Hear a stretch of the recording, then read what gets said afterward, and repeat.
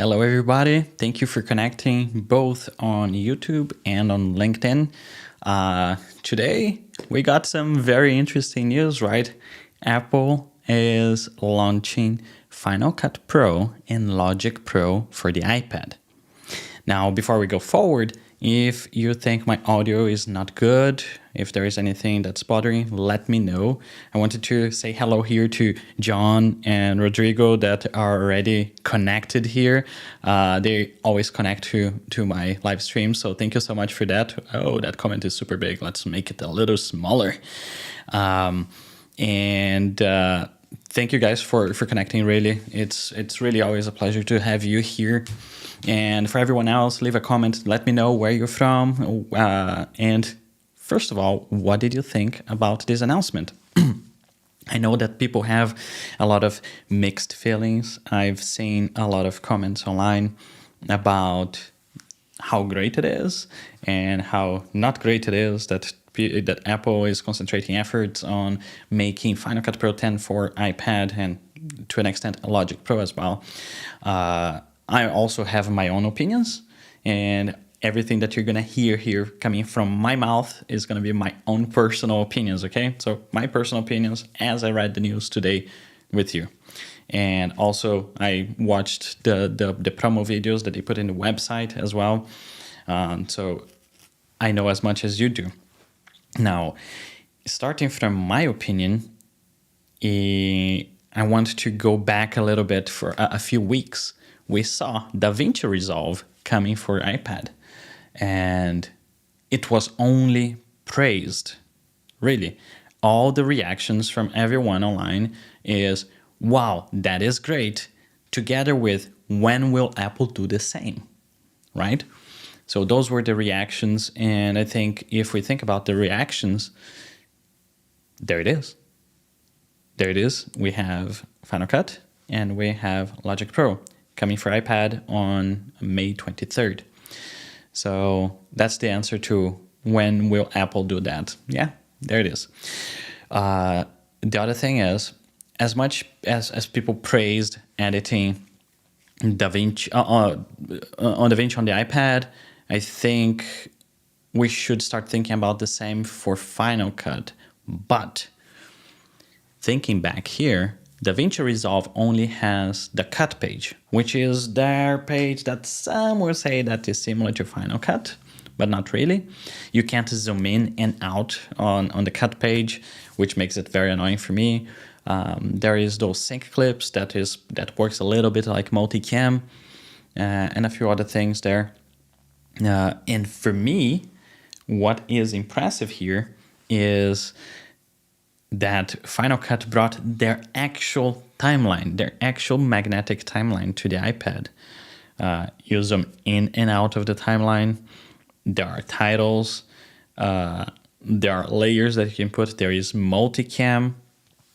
And I think the potential is really great. Years ago, when I got my first iPad Pro 12 inches, which is when it came out. I think that is 2016, 17, more or less. The first thought that came to my mind when that came out was like, hey, that's a very big screen for an iPad. It would be great if Final Cut would be there, or at least a version of Final Cut be there. And as a thought exercise, I always thought, okay, what could be interesting to have on the iPad coming from Final Cut that is not the full Final Cut? So the first thing that I thought was like, okay, I don't really necessarily need to edit on the iPad, but I would appreciate being able to tag keywords, do favorites, do rejects, organize the structure of my project. Those things are very valuable. A lot of times, for example, when I'm organizing my media and I'm going through things to tag as favorite or put keywords or rejects, what I do is I make the timeline disappear. I make the sidebar disappear. I keep my library selected so I see all the media that's in the library. Then I see only the media browser and the viewer. So I make the viewer on a specific size, but I see a lot of the media library. So that for me is very powerful. I do a lot of things like that when I'm organizing a very big project. If it's a YouTube project, if it's a corporate project, I might not be going that far. But something that is long form, for sure, I will spend some time organizing things. I don't use too much smart collections because they are, because of the way they work. If you're using thousands and thousands of assets in the timeline and you're adding a lot of metadata, smart collections can become a little slow. So yes, so those are the reasons why I would think a version that is not a full Final Cut would be great, but what we're getting seems to be pretty full. I mean, you can import, from what I could see, you can import media, you can shoot media directly to it. I think they're supporting H.264, HEVC, ProRes, and ProRes RAW. You need an M1 or an M2 iPad to run that. So I'm pretty certain, and it would be pretty stupid if they wouldn't, I'm pretty certain that it will support external SSDs. Because, I mean, most people didn't buy the iPad with 1 terabyte. I have one, a little crazy, but even a terabyte might not be enough. I have here a comment from a friend of mine, KB. So you're saying, yes, this is a concept that would be great for iPad, organizing, tagging, and doing selections, and then send it over to Final Cut on my desktop. Yeah, exactly. That for me is what I would call the minimum viable product, right? And see it this way. For example, my camera and a bunch of other cameras right now, they're shooting proxy internally. So for example, this camera shoots 8K and I shoot at the same time at 1080p, 16 megabits, HEVC proxies that are frame accurate. They're perfectly the same size, same everything as the original video. So I can easily swap them on Final Cut. Now, see it this way. My proxies, they are a very tiny portion of my original media. What I can do, I can import the proxies into Final Cut for the iPad, work with them there, organize them, and from what we could see, do a rough cut of that.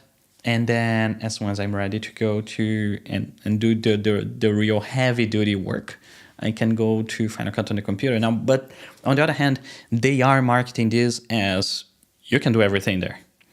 And of course, this is not you can do everything there. Film production people, VFX people, and people that are going to have 10 editors, 9 assistant editors working. No, you're not going to be doing that on the iPad for sure. But there is a place that you can be on set and doing things. For example, here, huge example that I can mention. I was at NAB. The network there was total not good. Trying to not say any bad words here. With an iPad workflow, I could have carried even the big iPad that is light enough with me, importing those proxies, and already creating the rough cut there. And with the iPad having a cellular connection, that could be going up to someone. I think that workflow could have been very interesting, and it's very interesting to take a look and investigate. KB is asking which camera I'm using. I'm using the Sony A1. I know it's a not cheap camera, but the high end, I think FX3, FX30, all the newer cameras from Sony, they are all with the option to record proxy internally. Rodrigo is asking here in Portuguese. Let me do a quick translation here. Putting together the iPad on set with Lucid Link that would allow for collaboration with the media would be a very nice example of a workflow here. Yeah, and it would. And we know that from NAB, Lucid said that sometime this year, we're going to be able to access Lucid Link on iPads and iPhones. We don't know to which extent that will be, but if it's to the extent that you can import media and is going up on Lucid Link, wow, that's pretty great. But while we don't have that, we have other ways that we can get media up and working. What I am curious to know, so I mentioned here that my expectation is that you're going to be able to connect an SSD and edit off of that SSD, right? That's expectation number one. Now, the second one is not an expectation, but is a curiosity, and I really hope that they're going to work that out at least on the next version of iPadOS, which is on iCloud, and using the file provider API, Synology Drive, Dropbox, Google Drive, they all can have this file streaming option that you can also pin the files locally to your device. It would be nice if we could use that as the source for the media. For example, I use Synology Drive. I can access my whole drive on my files application, and there I can decide to download the files or not. But for example, applications like LumaFusion, I can't say, hey, look at media in this folder that is on Synology Drive. It's not going to let me. And I think that is API related within the iPadOS. So I don't expect Final Cut to be able to do that immediately. But I'm really hoping that a file provider as an API is going to evolve and get better for the next version of iPadOS. And of course, the other thing that I have to keep in mind here as well is this is version 1 of iPad or Final Cut on the iPad. I mean, there will be more, right? And the other thing is, this is going to be a subscription model. Pros and cons with that, right? You know how I feel about subscriptions. I don't like them. I don't like subscriptions. But it's $5 a month. It's $50 a year. It would take 2, 3... it would take... Oh my God, my calculus here. 50, 100, 150, 200, 250, 300. It would take 6 years to match how much we paid for Final Cut on the desktop. So I think it's fine if you're making money out of creating videos, out of editing, and that's totally fine, which is the moniker Pro is what we're expecting here, right? So 6 years for me to get there. But in those 6 years, we are month to month, year to year, telling Apple, yes, keep it coming, keep it coming. So although I don't like subscriptions, and I would prefer if this would have been a $400 application, I will pay for it because I make a living out of editing. I make a living out of Final Cut. And I think $50 a year is also not an absurd amount, mainly when you compare to other subscriptions that exist out there. Okay, so now one of the other things that I wanted to start talking about here is when we stop the video frame by frame and start looking at things there on Final Cut, we should be able to see what's coming for the desktop version. First of all, this Final Cut version for iPad probably has some stuff that currently does not exist on the desktop version, such as that it was a title, a background remover that you magically somehow you can put your text in between a foreground and a background on your video, and you don't need to do any masking or anything like that. That's AI driven for sure, and is not currently available on the desktop. And for you to be able to send that project from the iPad to the desktop, for sure the desktop will need to get that effect or the title. So based on that thought, I'm thinking here that one, the code base for Final Cut on the iPad must be very, very similar to the code base on the desktop, if not the same code base. Okay. With that in mind too, whatever effort they spent on creating this application for the iPad, they use that effort to create for the desktop. So there are things there that just from the promo video is probably not possible to see, but I'm sure that there are new things that we're going to end up seeing. So I am excited because this not only shows Apple's investment on Final Cut, but also they believe that Final Cut deserves to be in the hands of even more people. Because with a low price like that and being able to run on iPads, I mean, really, this is Apple saying, yes, you should be using Final Cut. There's here another comment from KB. I'm looking at it like an annual license. I wasn't going to even consider this, but your concept of using it to do all the prep work, tagging, and doing my selections on the iPad first. Yeah, I mean, look, if, let's say that I would be very skeptical about it, I think I would pay, well, first of all, there is a 1 month free trial. So we have a month to test, but if I would be still skeptical, I would pay for a month, $5.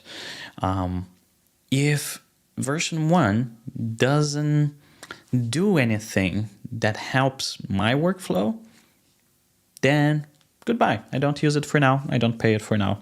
And then I take a look again when it's version 1.1, 1.2, 1.3. But the fact that I think on the promo video, they got a few things there. They checked the to-do list, right? Titles, resolutions, codecs, multicam. From what I understood there, you can have up to 4 sources, and you can layer those things into the timeline. You have the magnetic timeline, you have clip connections. That already makes it better than LumaFusion for me, because LumaFusion is still track based.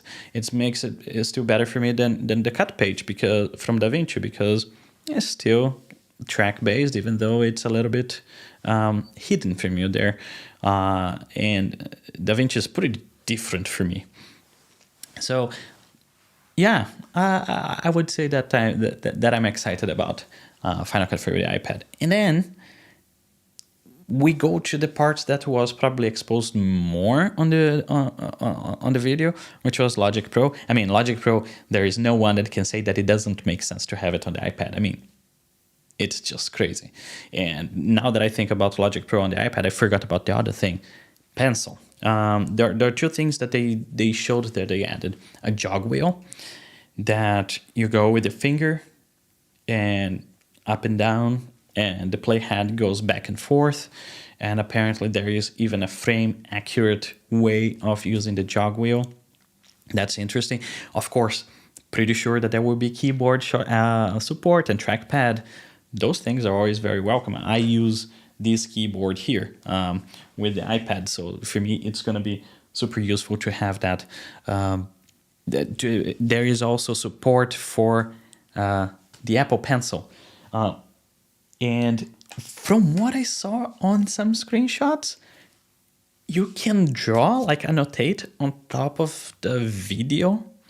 I'm really wondering if, I need to watch the promo video again. I really wonder if that's going to be animated or not, or how that will translate and how that will get to the Mac. But imagine if you are the person that needs to, or that you want to create some art on the video, and suddenly you can use the Apple Pencil to be drawing directly on the viewer, and that translates into something on your edit. That could be pretty interesting as well. And then there is the part of HDR and reference mode on the iPad, and all of that jazz. That's going to be pretty good too. And I've seen many situations in which I'm sitting here. I have my M2 Max MacBook Pro that obviously I can take it with me, but it can get a little heavy. And if I have a good enough proxy workflow that I could just go in between those two, it would be great. I don't know if you can do that.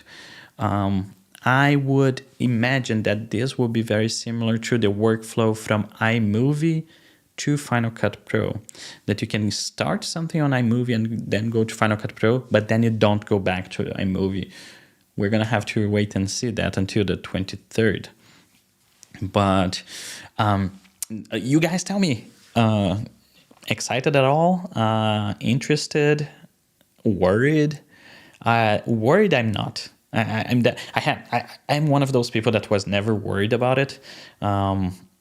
I knew that Apple is working and working hard on things.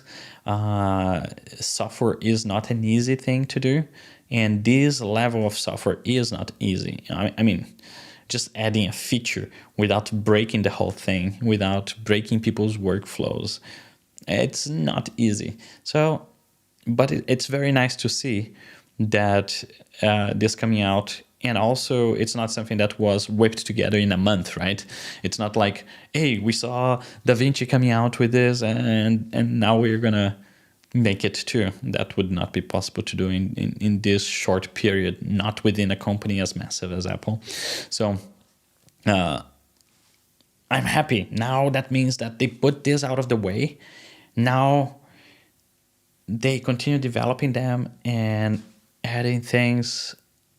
It's like FX Plug 4. I'm going to say something that I don't know very well a lot, but FX Plug 4, differently than FX Plug 3, has a process separate from the process of the application. What does that mean?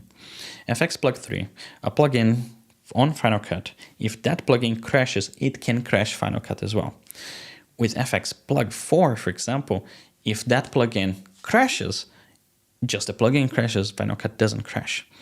So that type of thing going forward, new code base and having to support more devices, or basically, hey, we are selling to more devices, to more people. I think all of that guarantees for us that Final Cut is still going to be developed for a long time. Anyone that has the idea of, hey, Apple doesn't care about Final Cut is dying, blah, blah, blah. No, not to the way I see, honestly. And I will be making more videos about Final Cut. I will be making more videos about workflows. I apologize that I haven't been putting enough videos as frequently. I don't live only I don't live at all from YouTube. YouTube is that thing that I do when I have time. So those videos are coming, but I'm really trying to find a way to create a video series that allows me to spend that time creating that video series. I don't want to spoil anything. I don't want to tell you what it is about, but it would be something that you would find very interesting and on the pro level. So Final Cut, guys, let's see what KB is saying here. My hope also is this is a sign that Apple is ready to promote and support Final Cut Pro 10 to the pro consumer markets. It's a great product, but it's not and has not been promoted like it should be. Yeah, I agree. I mean, I totally agree. It definitely can and should be promoted more. And I think the fact that is going into a platform that is used by a mass market, like there's a lot of people using iPads out there, I think that's the beginning of probably a next generation of pro apps and a next generation of way of thinking maybe that we're seeing happening here. I am hopeful. I don't expect Apple to, in a month from now, have another news about it, and another month have another news about it. But the fact that we're going to be paying a subscription here, that is a commitment from both sides of us and them that we want to see this going forward. And I think that it has a bright future. Now, I don't want to be mumbling here and repeating the same thing over and over again. I'm live on both LinkedIn and YouTube. Guys, if you like to see anything, videos like this, please make sure to subscribe, like this video, share with your friends.